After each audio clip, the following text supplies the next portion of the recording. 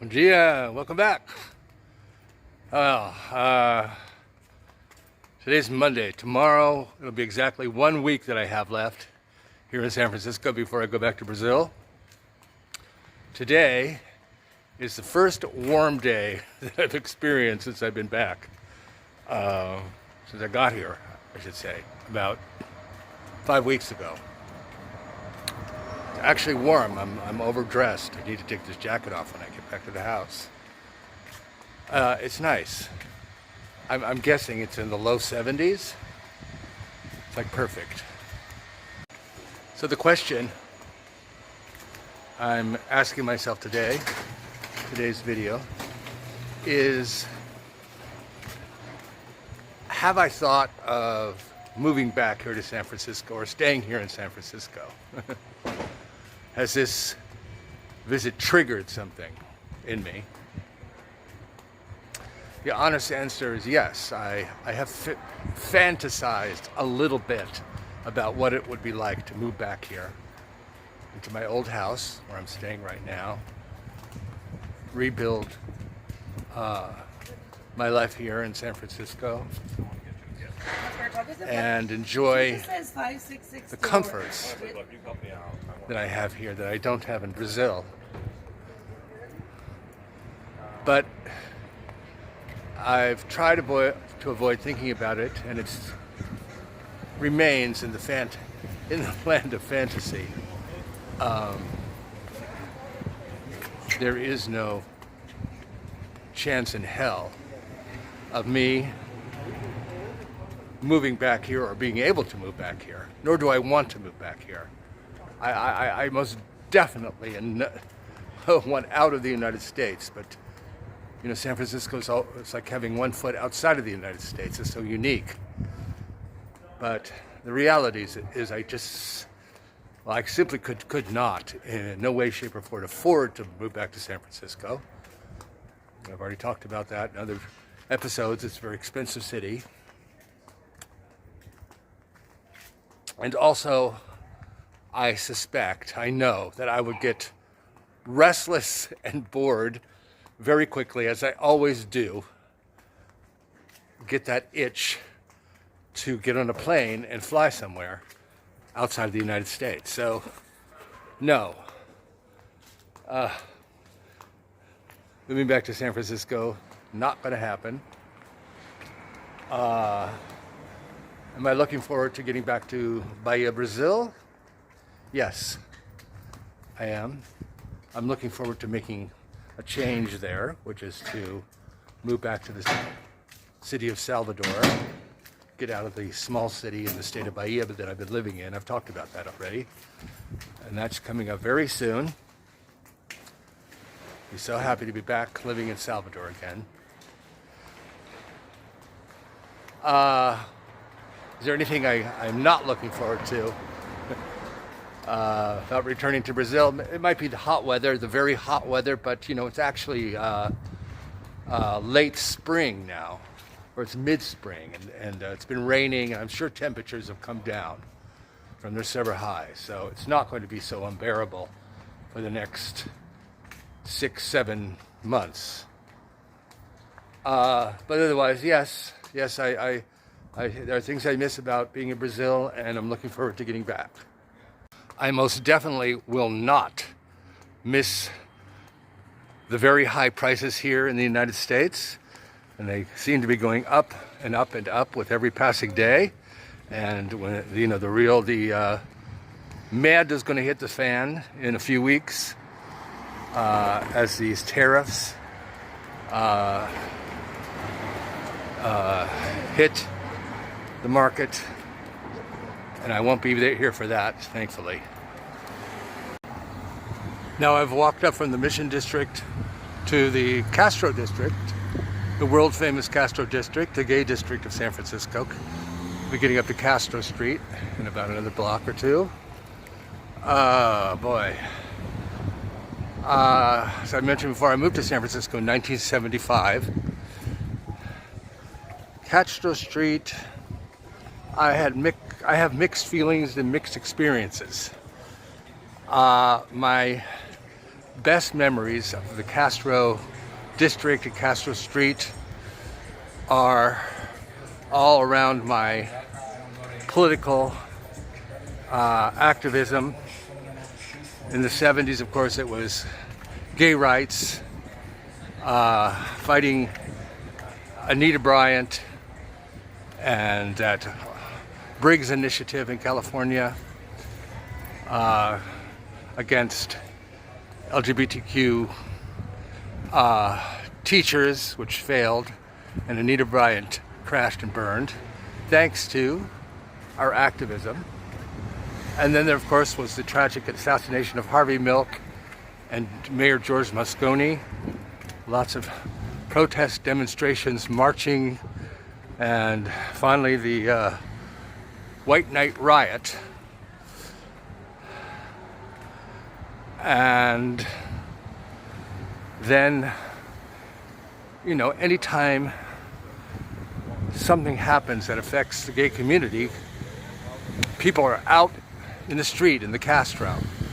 Castro, the corners of Castro and Market is a gathering place, and those are good memories. Not so good memories, well, you know, cruising in the Castro, hanging out in Castro bars. I was never good at that. I'm shy. I'm an introvert, and I was never comfortable or successful or happy in gay bars. That didn't stop me from going to them in my 20s and 30s. And of course, Castro Street being the crossroads of the gay universe. But thankfully, I gave all that up years ago. I'm much happier for it. Not my political activism, though. That carries on and always will. Oh, and I should mention, though, that I was also active in the AIDS movement here in San Francisco, in the Castro. I was a Shanti volunteer, so I do have good political memories here in the Castro. I do enjoy walking down Castro Street, lots of memories, lots and lots of memories of decades living in San Francisco. I only lived in the Castro briefly for a few months. Castro neighborhood was more of a neighborhood to come into. My main neighborhoods were the Haight-Ashbury district and of course the Mission district in San Francisco. I love the old streetcars. Twin Cities, that's from Minneapolis, St. Paul. San Francisco has a collection of them from different cities around the United States and around the world. How can you see the two coming up right in front of us? The silver one and the green and yellow one. I remember when I moved to San Francisco in '75, these were the streetcars that were used. And they still run today. Aha, Little Orphan Andy's Diner. One of my favorite greasy spoons here in the Castro. Gonna have an American classic, at least once while I'm here. Scrambled eggs and pancakes. That breakfast was very filling and delicious, but definitely not healthy. Good morning. Woke up to a beautiful day. It's the next day. What is today? Tuesday. I'm leaving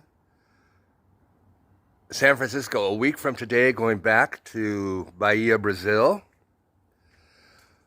Feeling a little, not sad, but nostalgic. I have enjoyed being here. I love being in this house where I lived for 32 years. And who knows if I'm going to be able to come back here.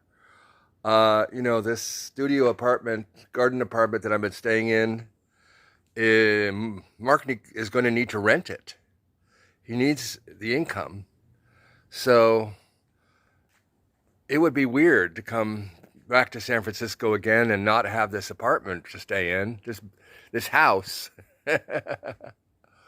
This is the back of the house. But that's life, I guess. I mean, I do have other friends that I could stay with. It wouldn't be quite as nice or as convenient, but that's okay. I survive. I guess I can always sleep here in this building in the garage. I'm not picky or demanding. Just put something on the floor in the garage to sleep in. We'll see. Hopefully, I've resolved all of my issues that I needed to resolve on this trip with banking, with Social Security, etc. Hopefully, I'll have no more problems of access to my accounts. Hopefully, I'll be able to transfer my monthly Social Security income to my Brazilian bank account without any problems. That I've got it set up in the right way. I guess the only little issue might be that when I get back down to Brazil, who knows?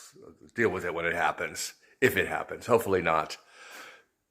The only other reason, other than, of course, visiting friends here to come back, is I would like to come back once a year for a shorter period of time, for 2 weeks, for an annual medical checkup with my doctor. That would be nice. But if for some reason it doesn't happen, it doesn't happen. I mean, as I've said before, there's lots and lots of other places within Brazil and in the world that I want to see.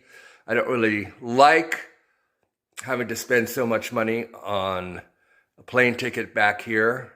I want to get up to the Amazon. I've been talking about that for years now. I got to do it. I want to get to sub-Saharan Africa and other places around the world. So we'll see. Life is just beginning at 70. You know, it's just a tired old cliche, but it's true. If you have your health, you have everything.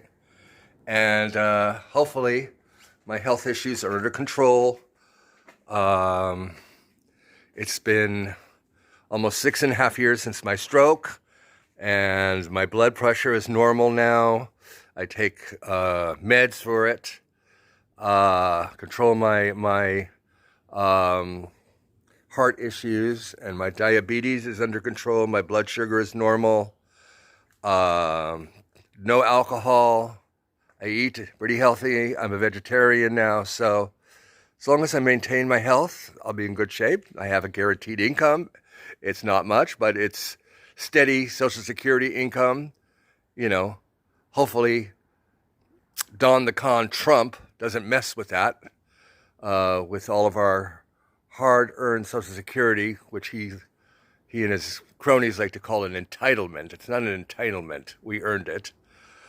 As long as those two pillars, my income and my health, hold up, I'm going to be out there living and exploring the world. And I hope you will too, or are, if you're at retirement age. And if you're younger, get out there and explore and find a way to do it. I did when I was younger, and you can too. So I'm going to sign off now. Thanks for joining me. Beijos. Ciao.